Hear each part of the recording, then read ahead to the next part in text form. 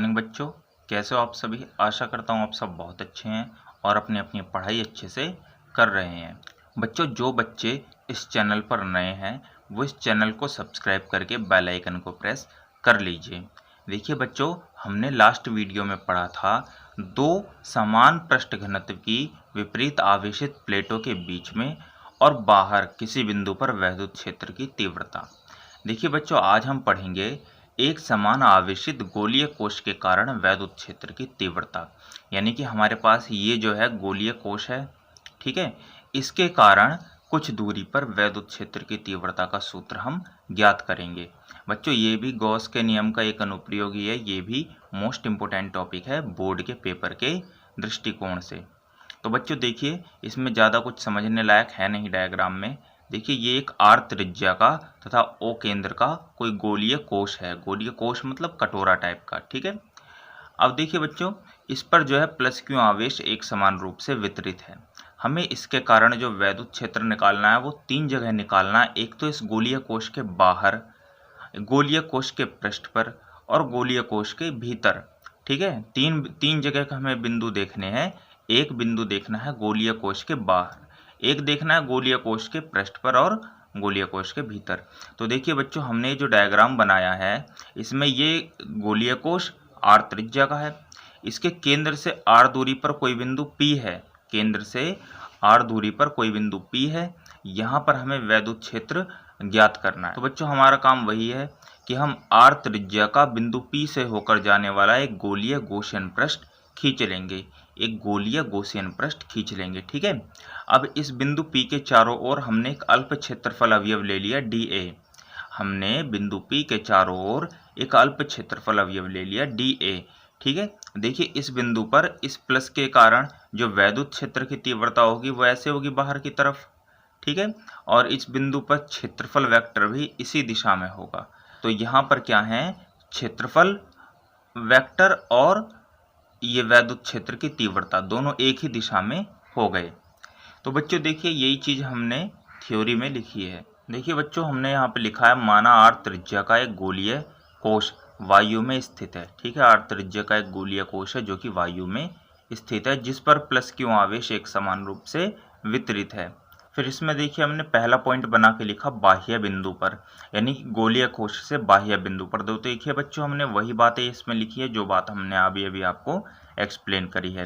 गोलीय कोश के केंद्र से आर दूरी पर कोश से बाहर कोई बिंदु P है जिस पर वैद्युत क्षेत्र की तीव्रता ज्ञात करनी है। बिंदु P से होते हुए आर त्रिज्या के एक गोलीय गॉसियन पृष्ठ की रचना की। बिंदु P के चारों ओर एक अल्प क्षेत्रफल अवयव लिया गया है। बिंदु P के चारों ओर हमने एक अल्प क्षेत्रफल अवयव लिया है जिस पर वैद्युत क्षेत्र की तीव्रता तथा क्षेत्रफल वेक्टर एक ही दिशा में पृष्ठ के लंबवत है।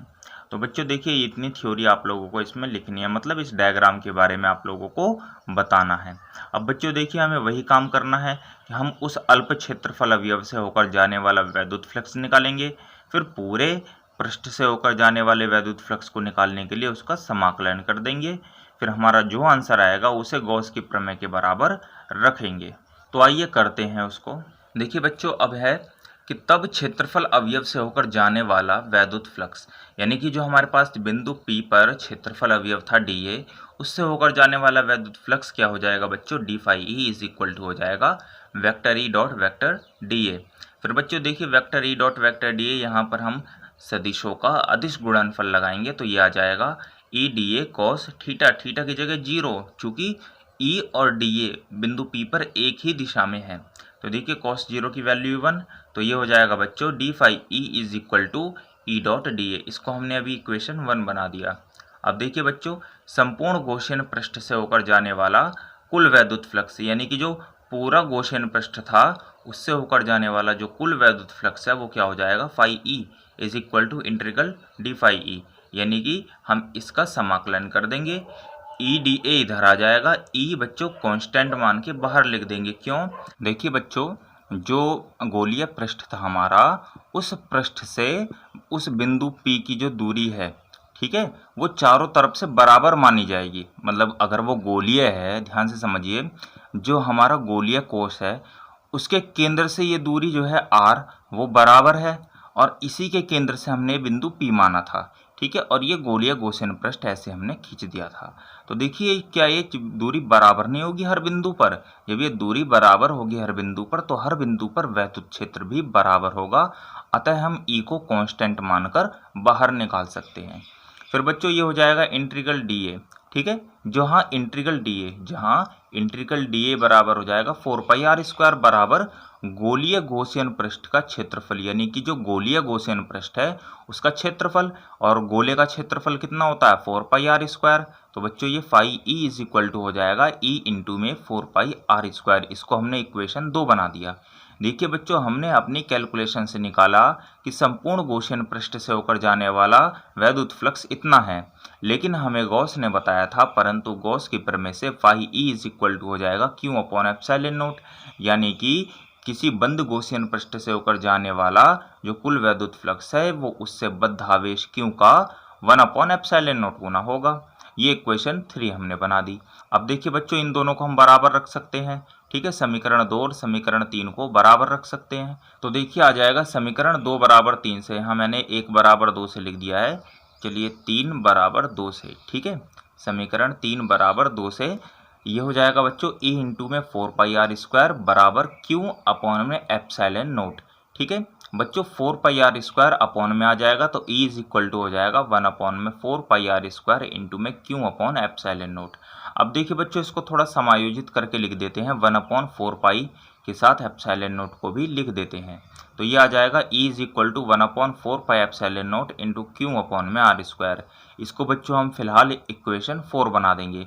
देखिए बच्चों जो फॉर्मूला आया है ये इस प्रकार का फॉर्मूला आया है कि हाँ यदि हम ये मान लें कि सारा आवेश उसके पृष्ठ पे ना होकर के उसके केंद्र पर है, गोलीय कोश के पृष्ठ पर ना होकर के केंद्र पर हो, उसके कारण r दूरी पर बिंदु P पर वैद्युत क्षेत्र की तीव्रता, ठीक है, देखिए वैसा ही कोई फॉर्मूला है, लेकिन अब हम यहाँ पर इसे थोड़ा और आगे बढ़ाएंगे। देखिए बच्चों गोलीय पृष्ठ का आवेश घनत्व, यानी कि जो गोलीय पृष्ठ है उसका आवेश घनत्व कितना हो जाएगा sigma is equal to q upon में ए की जगह हम लिख देंगे बच्चों 4 पाई कैपिटल आर स्क्वायर। ध्यान रखना अब हमें यहाँ छोटा आर नहीं लेना, हमें यहाँ कैपिटल आर लेना है, क्योंकि हम गोलीय कोश को देख रहे हैं, भाई आवेश तो उसी गोलीय कोश पर ही है। तो सिग्मा इक्वल टू हो जाएगा क्यू अपॉन में उसका क्षेत्रफल 4 पाई आर स्क्वायर। अब बच्चों देखिए 4 पाई आर स्क्वायर की मल्टीप्लाई हमने इधर कर दी तो क्यू इक्वल टू आ जाएगा 4 पाई आर स्क्वायर इंटू में सिग्मा। अब देखिए बच्चों इसकी जो क्यू की वैल्यू है वो हम यहाँ समीकरण 4 में पुट कर देंगे। देखिए बच्चों समीकरण 4 में हमने क्यू का मान रख दिया तो यह आ गया E is equal to 1 upon 4 pi epsilon naught into में 4 pi r square sigma upon में आर स्क्वायर। देखिए इस 4 पाई से हमने 4 पाई को कैंसिल कर दिया, तो देखिए बच्चों ऊपर आर स्क्वायर सिग्मा नीचे एप्सिलॉन नोट आर स्क्वायर ये बचा। हम सिग्मा और एप्सिलॉन नोट को एक साथ लिख देते हैं, सिग्मा अपॉन में एप्सिलॉन नोट इंटू में आर स्क्वायर ऊपर और छोटा आर स्क्वायर नीचे। तो बच्चों देखिए यही क्या है गोलीय कोश के बाहर किसी बिंदु पर वैद्युत क्षेत्र की तीव्रता का सूत्र है। बच्चों यहाँ पर कैपिटल आर क्या है गोलीय कोश की त्रिज्या और छोटा आर क्या है गोलीय कोश के केंद्र से बिंदु P तक की दूरी, ठीक है, इसको हमने इक्वेशन 5 दे दिया है। देखिए बच्चों पेपर में अगर ये टॉपिक आएगा तो हमें ये तीनों ही पॉइंट इसमें लिखने होंगे, गोलीय कोश के पृष्ठ पर, पृष्ठ से बाहर और पृष्ठ के भीतर। लेकिन बच्चों देखिए अगर बाय चांस कोई एक टॉपिक इसमें पूछ लेता है, अगर पूछ लिया कि पृष्ठ के बाहर कोई बिंदु है तो आपको इसे यहाँ तक सॉल्व करना है, ठीक है, और अगर ये कहा कि गोलीय कोश के पृष्ठ पर हमें ज्ञात करना है तो बच्चों हमें गोलीय कोश के बाहर किसी बिंदु पर तो निकालना ही होगा, यहाँ तक तो आपको करना ही करना है। फिर इसके बाद हम ये टॉपिक डाल देंगे गोलीय कोश के पृष्ठ पर, यानी कि ध्यान से समझिए गोलीय कोश के पृष्ठ पर क्या होगा। देखिए ये जो डायग्राम था इसमें बिंदु P अगर यहाँ पर आ जाए, ठीक है, पृष्ठ पर आ जाए तो ये जो छोटा r है इस कैपिटल R के बराबर हो जाएगा, ठीक है, बस हम उस समीकरण 5 में छोटे r को कैपिटल R के बराबर पुट कर देंगे। तो बच्चों देखिए जब हमने छोटे r को कैपिटल R के बराबर पुट कर दिया तो यहाँ पर आ जाएगा E is equal to sigma upon epsilon nought, sigma upon में एप्सिलॉन नोट बराबर R square upon R square, इन दोनों को हम कैंसिल कर देंगे तो इक्वल टू आएगा बच्चों सिग्मा अपॉन में एप्सिलॉन नॉट। ये क्या है, यही गोलीय कोश के पृष्ठ पर वैद्युत क्षेत्र की तीव्रता का सूत्र है, यानी कि यह है गोलीय कोश के पृष्ठ पर। ठीक है बच्चों, जो समीकरण 5 आई थी, जो समीकरण 5 हमें प्राप्त हुई थी वो थी गोलीय कोश के बाहर किसी बिंदु पर वैद्युत क्षेत्र की तीव्रता, और ये समीकरण है गोलीय कोश के पृष्ठ पर वैद्युत क्षेत्र की तीव्रता। अब बच्चों, अब हमें तीसरा टॉपिक निकालना है, गोलीय कोश के भीतर किसी बिंदु पर वैद्युत क्षेत्र की तीव्रता। तो आइए करते हैं उसे भी। तो देखिए बच्चों, गोलीय कोश के भीतर, ठीक है, हेडिंग बना देंगे हम गोलीय कोश के भीतर। तो देखिए ये हमने छोटा सा एक डायग्राम बना लिया है, इस पर वही प्लस क्यू आवेश है और ये जो बिंदु P बाहर था वो आ गया फिलहाल इस गोलीय कोश के भीतर। तो देखिए बच्चों, ये धनावेश है, इसके कारण जो वैद्युत फ्लक्स होएगा वो बाहर को निकलेगा। ठीक है, बाहर को निकलेगा। और अगर मान लीजिए अगर हमने इसे ऋणावेश भी दिया है तो केवल इसके पृष्ठ तक ही रहेगा, भीतर कोई भी वैद्युत फ्लक्स नहीं रहेगा। तो बच्चों देखिए, जब बिंदु गोलीय कोश के भीतर उपस्थित हो तो उससे होकर गुजरने वाला वैद्युत flux d phi E dash, इसको हमने डैश लिख दिया, ये बराबर हो जाएगा 0। तो देखिए बच्चों, इस बिंदु पर वैद्युत क्षेत्र अगर ई है और इसका क्षेत्रफल वेक्टर डी ए है तो vector E dot D A बराबर 0, E D A cos theta बराबर 0, तो ई बराबर 0। यानी कि सीधी भाषा में अगर हम कहें तो गोलीय कोश के भीतर प्रत्येक बिंदु पर वैद्युत क्षेत्र की तीव्रता 0 होती है। ये आप लोग ध्यान रखना। कोई भी गोलीय कोश हो जो कि चालक हो या फिर अचालक हो, उसके कारण